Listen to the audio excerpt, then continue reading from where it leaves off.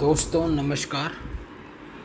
आज मैं आपको एक सच्ची घटना सुनाऊंगा जिसको सुनने के बाद आपका दिल दहल जाएगा और ये विश्वास नहीं होगा कि ऐसा भी हो सकता है। दो पक्षी या आपस में इतना ज़्यादा प्यार कर सकते हैं।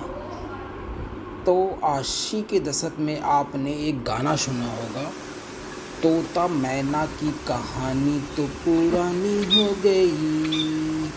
ये गाना आपके जहन में आते ही आपके अंदर का जो एकदम रोंगटे खड़े हो जाएंगे जब इसकी घटना सुनेगी। ये घटना सच में है। ये तोता मैना की पुरानी हो गई कहानी का ये जो गाना है, ये वास्तविक पे लिखा गया था। तो मैं आपको पूरी कहानी सुनाता हूँ इस गाने की। ये जो गाना है यूं ही नहीं लिख दिया गया था। इसकी एक सच्ची घटना, सच्ची कहानी है जिसको किरदारों के ऊपर और जो हमारे गाना को लिखने वाले हैं उन्होंने बहुत सोच समझकर और उसे जानकर विजिट करके तब ये गाना लिखा, जिसे सुनने के बाद आप कहेंगे वाह क्या कहानी है और क्या सच्ची घटना है। इसके सबूत इसकी जगह आज भी है। आप जाके विज़िट भी कर सकते हैं, देख सकते हैं। आप वहाँ पे जाने के आपका अनुभव होगा, एक बहुत अजीब सा अनुभव महसूस करेंगे। क्या ऐसा भी कोई जगह है, कोई कहानी है। उनकी कब्र आज भी दफन है, एक तोता और एक मैना की कहानी। चलिए तो शुरू करते हैं इस कहानी का स्टार्टिंग कहाँ से और कैसे होता है। ये बात है 1630 की, बात 1601 की है। आप इतिहास जो पढ़े होंगे वो जानते होंगे। तो 1601 में अकबर का राज्य था, अकबर की हुकूमत चलती थी। तो मुग़लों का राज्य हो चुका था। तो 1601 में एक मध्य प्रदेश में जगह है बुरहानपुर। आप नेट पे भी सर्च करके देख सकते हैं, बुरहानपुर जगह है। ये वहीं की कहानी है। और अकबर का कब्जा जब हो गया तो उनकी एक बेटी थी दानियाल को वहाँ का माने जो बुरहानपुर जगह है बताया मैंने, तो वहाँ का पूरा सल्तनत या जो भी हुकूमत उनको सौंप दी कि यहाँ के पूरे राज्य को आप देखिए, कैसे प्रजा को रखना है, कैसे काम करना है, ये पूरी उसको हुकूमत दे दिया गया। तो जैसा आप सभी लोग जानते हैं कि जो अकबर था उनके 9 रत्न थे। 9 रत्नों में एक थे जिनका नाम था रहीम खाना। ये उनके 9 रत्नों में गिने जाते थे। तो जो दानियाल थी उन्हें तो मेन बना दिया गवर्नर, और अपने 9 रत्नों में जो रहीम खाना था उनको सौंप दिया कि जाइए आप इनके साथ काम करिए, देखिए कैसे राज चलाती है, कैसे चलाया जाएगा, वहाँ पे कैसे प्रजा को रखा जाएगा, कैसे सब कुछ किया जाएगा। तो रहीम खाना को भेज देते हैं वहाँ देखने के लिए दानियाल के साथ में। तो ये जगह जो है निर्माण एमपी में आता है, उसी के अंदर आता है बुरहानपुर। तो जो 2 साल बीत चुका था, जो है कि बहुत गर्मी पड़ती है, इलाका बहुत गर्म है। तो वक्त था 2 साल बीतने के बाद इतनी गर्मी पड़ी, बारिश और पानी की इतनी किल्लत हो गई उस जगह पे कि लोग बहुत परेशान हो गए। तो उस ज़माना वो ऐसा था, लोग बहुत सीधे साधे बहुत अच्छे हुआ करते थे। तो जो उनका बादशाह होता था, उनका जो राजा हो जाता उसे बहुत मानते थे। तो अपनी परेशानी को लेके ये लोग अपने गवर्नर या राजा जो भी कहिए उसके पास जाते हैं। तो अपना जो है परेशानी लोग रहीम खाना यानी उनके पास जाते हैं और फरियाद सुनाते हैं कि हमें पानी की बहुत किल्लत है, पानी की बहुत परेशानी है। तो रहीम खाना कहते हैं हम क्या करें इसमें, कह कि आप हमारे जो है कि सरकार हैं, हमारे जो है कि बादशाह सलामत है, इससे संबोधित किया जाता था। तो हमें इंतज़ाम करिए, हमें पानी दीजिए, कहाँ से कैसे होगा। तो बहुत सोचते हैं कि वाकई में कुछ न कुछ तो करना ही पड़ेगा। और उस समय जो है छोटी मोटी आबादी नहीं थी बुरहानपुर की। तो ये सारी बातें जब सामने आई, परेशानियां आई, तो लोगों ने जब शिकायत की, रिक्वेस्ट किया कि आ, इसको किस तरह से सही किया जाए, पानी की किल्लत को कैसे ख़त्म किया जाए। तो रहीम खाना जो है कि हाँ, उन्होंने सोचा कि ये हमारी प्रजा है, इसका ख्याल रखना हमारी ज़िम्मेदारी है। तो उन्होंने आसपास के गांव में घूमा, पूछा लोगों से, पता किया कि कैसे इस परेशानी से बाहर निकला जाए। तो लोगों ने बताया कि यहाँ एक फ़कीर रहते हैं, हजरत शाह लतीफ़ जो फ़कीर रहते हैं, उनसे आप मिलिए तो यहाँ के परेशानी का निवारण वो बता सकते हैं आपको। तो रहीम साहब को कुछ सूझा नहीं, कुछ और भी आइडिया आया नहीं, तो उन्हें कहता चलो मिल लेते हैं, साथ फ़कीर के पास कुछ ऐसा उपाय हो। काफ़ी दिनों से फ़कीर इस जगह पे रहते हैं तो उन्हें इस जगह का नॉलेज भी होगा, तो कुछ अच्छा सलाह देंगे। लेकिन इस पे लोगों का एक कहना था कि आप यहाँ की आपके पास हुकूमत है, आप किले में रहते हैं, अगर फ़कीर को यहाँ बुलवा लेते हैं, जबरन बुलवा लेते हैं, तो ये अच्छा ठीक नहीं होगा। आपको यहाँ से पैदल जाना पड़ेगा फ़कीर के पास में। तो उदार दिल थे रहीम खाना, उन्होंने सोचा चलो ठीक है, लोगों की परेशानियाँ अगर हल हो जाए हमारे पैदल जाने से, तो क्यों न हम फ़कीर से पैदल ही चल के मिल लें। ये बात जो है कि उनके दिमाग में आई कि चलो पैदल ही चलते हैं। रहीम खाना सबकी पानी की किल्लत दूर करने के लिए सोचा कि चलिए चलते हैं, पैदल ही चलते हैं। अपने जो लश्कर वगैरह, जो उनके सिपाही वगैरह हैं, उनके साथ चलने का डिसीजन ले लिए। अब उस समय मुगलिया सल्तनत, आप जानते हैं कितना पावरफुल आदमी, एक गवर्नर है, पावरफुल आदमी है वो, तो बहुत बड़ी बात थी। और वो लोगों की भलाई के लिए सोचा चलो ठीक है, जब लोगों का कुछ आस्था है, कुछ मानना है, तो कुछ तो बात होगी उस फ़कीर के अंदर। तो यहाँ से पैदल वो चल देते हैं फ़कीर के पास। जब उस फ़कीर के घर के आसपास जाते हैं तो कुछ नज़ारा देख के वो चौंक जाते हैं। उन्हें लगता है कुछ तो बात है इस जगह में, कुछ डिफरेंट है हर जगह से। जगह देखते क्या है कि जहाँ सांप, नेवला, हिरन, तेंदुआ जो एक दूसरे के दुश्मन होते हैं, बाज और कबूतर, ये सब एक ही साथ रह रहे हैं, खेल रहे हैं, खा रहे हैं। ये देख के वो बहुत हैरान होते हैं। ये सब नज़ारा देख के रहीम खाना बहुत अजरत और आश्चर्यचकित होते हैं कि जो एक जानवर एक दूसरे के इतने बड़े दुश्मन है कि तो निवाला बना ले, खा ले एक दूसरे को। तेंदुआ अगर हिरन को देखे तो दौड़ा के खा ले, सांप नेवला में लड़ाई हो जाती है, बाज कबूतर में लड़ाई हो जाती है। ऐसे कई जानवरों को एक साथ खेलते खाते देख के बहुत हैरान होते हैं, बहुत आश्चर्यचकित होते हैं कि क्या ऐसा भी हो सकता है। तो कुछ दिन बाद तो है इस फ़कीर में। तब थोड़ी देर बाद ही सामना हो जाता है, फ़कीर के पास पहुंचते हैं और अपनी दरख्वास्त बताते हैं, अपनी बात बताते हैं। तो जो फ़कीर कुछ एक वादा की बात करते हैं, कहते हैं कि पानी तो मिल जाएगा सबको, लेकिन एक वादा करना पड़ेगा आपको। तो रहीम खाना बोलते हैं कि बताइए फ़कीर साहब क्या है आपका। तो कहे अगर आपको पानी मिल जाए तो क्या आप वो पानी यहाँ तक पहुँचा सकते हैं। हमारे यहाँ भी एक पानी का नल या जो भी पहुँचा दे, ताकि हम भी यहाँ सुख शांति से रह पाएँ। ये बात सुन के रहीम खाना ने तुरंत हाँ कर दी, बोले कि ठीक है। तो तुरंत जो है कि जब हाँ कर देते हैं कि पानी की जो सुविधा है हम यहाँ तक भी पहुँचा देते हैं, तो फ़कीर साहब अंदर जाते हैं। फ़कीर साहब अंदर क्या, फ़कीरों का घर आप जानते हैं, एक छोटा सा कमरा, छोटा सा दरवाज़ा, ऐसे रहने वाले लोगों की भलाई सोचते हैं फ़कीर लोग। अंदर से वो एक पिंजरा लेके बाहर आते हैं। पिंजरा देख कर चौंक जाते हैं रहीम खाना कि सारे जानवर यहाँ पे एक साथ रह रहे हैं, खा रहे हैं, खेल रहे हैं। लेकिन ये जानवर पिंजड़े के अंदर क्यों है? और उस पिंजड़े के अंदर एक पार्टीशन है, एक तरफ तोता और एक तरफ मैना थे। ये देख के बहुत आश्चर्यचकित होते हैं, वो देख के आश्चर्यचकित होते हैं, लेकिन पूछने की हिम्मत नहीं होती है रहीम को कि और कोई सवाल किया जाए फ़कीर साहब से।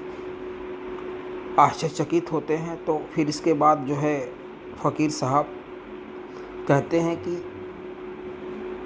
अब कोई आपको सवाल नहीं करना है, मैं इस पिंजड़े को खोलूँगा और खोलने के बाद जब ये उड़ेंगे, खोलने के बाद तो आपको इनके पीछे पीछे जाना है। पीछे पीछे आपको डिस्टर्ब नहीं करना है, कुछ करना नहीं, बस जहाँ जहाँ ये उड़ के जाएंगे उसके पीछे पीछे आप जाते रहिएगा। उड़ते हुए जिस दिशा में जिस ओर ये जाएंगे उधर ही आप लोगों को, आपके लोगों को इनका पीछा करते हुए चले जाना है। उड़ते उड़ते ये तोता मैना जिस जगह पे जाएंगे और जाते जाते अगर जहाँ पे बैठते हैं और जिस जगह बैठ के ये तोता और मैना अपना दोनों पंख खोल देंगे, फैला देंगे, उस जगह पे आपको पानी मिल जाएगा। ये याद रखना है कि जहाँ पे बैठ के पंख अपना फैला देंगे, पूरा खोल देंगे, वहीं पे आपको पानी मिलेगा और इनका पीछे पीछे चलते चले जाना है और कुछ करना नहीं है आपको। और फ़कीर साहब कहते हैं आप अपना दिमाग यूज़ मत करिएगा, डिस्टर्ब मत करिएगा इन दोनों को, बस पीछे पीछे आप चले जाना है। जहाँ ये बैठ के अपने पंख खोलेंगे वहीं इर्द गिर्द, वहीं आसपास आपको पानी मिल जाएगा और बुरहानपुर की पूरी पानी की समस्या ख़त्म हो जाएगी। ये बता के वो पिंजड़ा खोल देते हैं। और ये वही रहीम जिन्होंने बहुत सारे दोहे लिखे हुए हैं, वो वही रहीम जब ये देखते हैं तो एक लाइन पहले इन्होंने लिख चुकी है और फिर वहाँ पे एक और लाइन लिखते हैं वो रहीमन। तो उस दोहे को मैं बताता हूँ आपको। रहीमन पानी राखिए बिन पानी सब सून, ये लाइन तो उन्होंने पहले लिख रखी थी। जब ये फ़कीर बात बताते हैं तो फिर वो दूसरी लाइन भी लिखते हैं। फ़कीर ने जैसे बताया था कि ये तोता मैना यहाँ से उड़ेंगे, अपने पंख जहाँ पे फैलाएंगे वहाँ पानी मिलेगा, तो इस पे दो लाइन और लिखते हैं। रहीमत खोजत धरती पे पर्वत ताल तलैया, रहीमत खोजत धरती पे पर्वत ताल तलैया, तोता मैना राह दिखावे चलता जा बौरैया। तो ये दो लाइनें वहाँ पे उन्होंने और लिखते हैं। जब फ़कीर से मिलते हैं, फ़कीर बताते हैं कि तोता मैना आपको पानी वाले जगह ले जाएंगे जहाँ पे आपको अपार पानी मिलेगी, जहाँ से आपके बुरहानपुर की पानी की समस्या ख़त्म हो जाएगी। ये सारी बातें होने के बाद फ़कीर ने जब पिंजड़े का दरवाज़ा खोला तो तोता मैना एक दिशा की ओर, एक तरफ उड़ना शुरू करते हैं और उसके पीछे इनका लक्ष्य जो इनके साथ आया हुआ था रहीम के साथ, और ये भी वो पीछे पीछे चल देते हैं। तो जब उड़ने लगते हैं तो रहीम देखते हैं कि सोचते, पहले तो इनके दिमाग में ही आता है कि जो निचला इलाका है पानी वहीं पे मिलेगा, लेकिन ये तो उल्टे डायरेक्शन में उड़ रहे हैं, पर्वत की तरफ चलते चले जा रहे हैं, तो पानी ऊंचाई पे कहाँ से मिलेगा। लेकिन फिर भी उन्होंने फ़कीर की बात मानी और उनका पीछा करना शुरू करते हैं। पीछा करते करते तोता मैना उसी पहाड़ी पे चले जाते हैं, ऊंचाई पे, और रहीम और उनकी फ़ौज जो है उनके पीछे पीछे लगी रहती है। थोड़ा दिमाग में उलझने होती हैं कि यार पहाड़ पे चले जा रहे हैं, पानी तो निचले स्तर पे मिलेगा, लेकिन उन्होंने फ़कीर की बात मानी, लोगों की बात मानी, कहे कि नहीं जो फ़कीर कह रहा है वैसे ही चलते हैं, और वो पहाड़ी पे पहुंच जाते हैं। धीरे धीरे उड़ते उड़ते जब ऊंचाई पे पहुंचते हैं, और जैसे देखते होंगे पक्षी जब कहीं बैठना होता थोड़ा सा स्पीड धीमा करते हैं या चक्कर लगाते हैं या फिर देखते हैं नीचे फिर बैठते हैं, तो वो पक्षी भी यानी तोता मैना दोनों घूमते हैं और एक चौकोर पत्थर होता है, उस पत्थर पे जाके बैठ जाते हैं। पत्थर पे बैठने के बाद तोता मैना दोनों अपने पूरे पंख फैला देते हैं, पूरे एकदम पंख फैला के बैठ जाते हैं। और वहाँ पे जब पंख फैला देते हैं तो उनका काम हो जाता है। जो साथ में थे रहीम थे और उनकी जो लश्करें थी उनका काम हो जाता है, पानी की तलाश ख़त्म हो जाती है, उन्हें लगता है शायद यहीं पानी हो, लेकिन सोचते हैं इस पहाड़ पे पानी कहाँ मिलेगा। और वहाँ के बाद बैठने के बाद पंख फैलाने के बाद तोता मैना वहाँ से उड़ जाते हैं। ये लोग आगे पीछे ऊपर नीचे देखना शुरू करते हैं। तो ये सारा देखने के बाद जिस चौकोर पत्थर पे वो बैठे थे, लोग खनना शुरू करते हैं, इधर उधर हिलाना डुलाना शुरू करते हैं। थोड़ी ही देर बाद पत्थर थोड़ा सा हिलता है और पत्थर नीचे की तरफ जो सुरंग थी या जो गड्ढा था उसमें गिरता है। गिरने के बाद लगभग 70-80 फीट नीचे पानी का छपाक से ऊपर आता है, सबके ऊपर पानी आ जाता है। पानी हौसला जो है इनका और भी वो होता है, पानी को देख के खुशी मनाने लगते हैं। और पानी की समस्या फिर उसके अंदर बहुत पानी, यानी 70-80 फीट नीचे पानी ही पानी, जो वो देख के खुश हो जाते हैं कि अब तो सारे ये बुरहानपुर की पानी की समस्या हमेशा के लिए ख़त्म हो जाएगी। और पानी तो मिल जाता है, सब लोग खुशी मनाने लगते हैं। लेकिन तब तक रहीम को याद आता है कि भाई तोता मैना किधर गए, क्योंकि ये फ़कीर साहब की अमानत है, उन्हें वापस भी करना है। और फ़कीर की कही बात सच हो जाती है तो इनसे आत्मविश्वास और इनका भरोसा और बढ़ जाता है। फिर सब लोग मिलके तोता मैना को खोजने लगते, किधर गए। सब लोग तोता मैना को खोजने लगते हैं, अगल बगल ऊपर नीचे देखते हैं। एक झाड़ी थी, वहाँ पे एक की नज़र पड़ती है तो देखते हैं तोता मैना आपस में लिपटे हुए हैं और ऐसे पड़े हुए जैसे कि पंख पीछे से, जैसे आप हाथ करते हैं पीछे से दूसरा हाथ पकड़ लेता है आपके पीछे से और आपका मुंह फ्रंट पे और बैक में दूसरे का मुंह होता है। उसी तरह से दोनों तोता मैना आपस में पंख मिला लिए होते हैं और उनका जो फेस साइड होता है अपोजिट डायरेक्शन में होता है। और पंख जो है कि जब पास में जाके देखते हैं तो पंख ऐसे एक दूसरे को लपटे हुए थे, जैसे लग रहा था एक दूसरे का गला घोटा हुआ है। यानी एक के पंख से दूसरे का गर्दन दबा हुआ, दूसरे का पंख दूसरे का गर्दन दबा हुआ, और दोनों दम तोड़ चुके हैं, दोनों मर चुके हैं, दोनों इस जगह को छोड़ के हमेशा हमेशा के लिए त्याग के चले जाते हैं।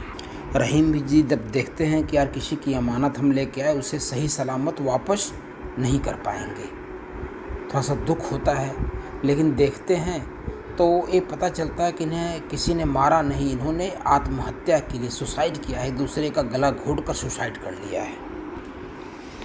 फ़कीर साहब दोनों की लाश लेके फ़कीर के सामने पहुंचते हैं, यानी रहीम जी बहुत इज्जत के साथ दोनों की लाश लेते हैं, यानी शव लेते हैं तोता मैना की, और बहुत इज्जत के साथ फ़कीर के दरवाजे पे दोबारा पहुंचते हैं। और उन्हें बहुत अफसोस होता है कि हम इसे मरे हुए हालत में लौटा रहे हैं, लेकिन फ़कीर से बहुत विनती करते हैं और कहते हैं कि हमने इसे मारा नहीं, ना हमारे किसी आदमी ने मारा है, ये अपने आप ही वहाँ मरे मिले हम लोग को। थोड़ी देर बाद चुप रहते हैं फ़कीर साहब और बोलते हैं कि मुझे पता था, जब मैं पिंजरा खोला तभी पता था कि दोबारा लौट के वापस ज़िंदा नहीं आएंगे, मुझे एहसास था इस बात का, और ऐसा ही हुआ। तब फ़कीर साहब आप बीती बताते हैं कि कुछ समय पहले मैं उसी पहाड़ी से गुज़र रहा था, तो वहाँ पे मैं देखता हूँ उसी पत्थर के पास में कि एक सांप जो है ये तोता मैना के जो पेरेंट्स होते हैं, माँ बाप जो होते हैं, उनको खा चुका था। और ये दोनों बच्चे, यानी तोता और मैना दोनों बच्चे वहीं पे पड़े मिले मुझे। और अगर मैं टाइम से नहीं पहुंचता तो सांप इनको भी अपना निवाला बना लेता, खा लेता इनको। मैं दोनों बच्चों को लेके आया यहाँ पे, और मैं बचपन से छोटे छोटे जो एक खाने वाली चीज़ें होती इन्हें खिला खिला के बड़ा किया। लेकिन कुछ दिन बाद मैं देखता क्या हूँ कि ये दो तोता मैना हैं आपस में चोंच से चोंच मिलाते हुए प्यार करते हुए मैंने देखा। तो मैंने जो है कि इन्हें पिंजड़े में डाला और पिंजड़े का पार्टीशन कर दिया। तो रहीम का क्वेश्चन था कि ये क्या हो, कौन सी बहुत बड़ी बात हुई, ऐसा आपने क्यों किया। तो ये कहते कि देखिए ये एक तोता है और एक मैना है, दोनों को जो प्यार है वो प्रकृति के खिलाफ हो जाता। एक दूसरी बिरादरी, एक दूसरे जाति, एक दूसरे तरह के दो पक्षी आपस में अगर प्यार करते हैं तो प्रकृति के खिलाफ होता, जो नहीं होना चाहिए। तो इसलिए मैंने एक पार्टीशन बनाया और उस पार्टीशन में एक तरफ तोता और एक तरफ मैना को रख दिया। तभी से ये यहाँ पे हमारे साथ रहने लगे। लेकिन मुझे पता था कि ये जब जाएंगे तो शायद वापस ना लौटें। और वहाँ के जाने के बाद जब पानी के यहाँ अपना काम कर दिया, इन्होंने पानी की जगह पंख फैलाया, तो वहाँ से उड़ चले और इनके मन में आया कि अब चलो हम आज़ाद हैं और एक दूसरे के साथ आराम से रह सकते हैं। लेकिन हुआ क्या कि थोड़ी देर बाद इन्हें लगा कि जो हमें पाल पोस के इतना बड़ा किया, छोटे छोटे टुकड़ों हमें खिला खिला के इतना बड़ा किया, पाला पोसा, उसे बहुत दुख होगा। उसे ऐसा लगेगा कि मेरे साथ धोखा हो गया है और हम जाएंगे तो फिर अलग हो जाएंगे। तो ऐसा करते हैं कि जो फ़कीर है उसके यहाँ हम नहीं जाते हैं और उसे ऐसा लगे कि धोखा भी हमारे साथ नहीं हुआ कि उड़ के भाग गए हमारे यहाँ से। और दोनों फैसला करते हैं कि हम यहाँ पे अपना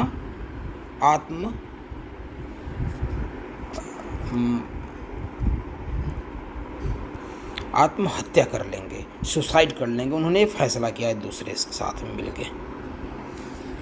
और ये बात सुन के रहीम के आंखों में आंसू आ गया कि दो पक्षी भी इतना प्यार कर सकते हैं दूसरे से। और फिर उसके बाद रहीम साहब ने वहीं पे जहाँ फ़कीर साहब रहते थे वहीं पे 2 कब्र खुदवाया पास में ही, और एक में तोता को और एक में मैना को दफन कर दिया, जो आज भी कब्र वहाँ पे मौजूद है। ये बात है 1603 की। और अभी आपको तस्वीर भी दिखाएंगे जो तोता मैना की दफन हुई कब्रगाह है, उसकी तस्वीर भी दिखाएंगे। उसी प्रकार कई तस्वीरें वहाँ पे, माने कई कब्रगाह हैं, जैसे जो जो जानवर मरते गए उनकी कब्रगाह भी बनी हुई है। और बीच में जो है और फ़कीर साहब की कब्र भी बनी हुई, आज भी मौजूद है। 2024 में आप बुरहानपुर जाके एमपी में आप देख सकते हैं, या गूगल नेट से भी सर्च कर सकते हैं। तो ये कहानी यहाँ पे ख़त्म होती है।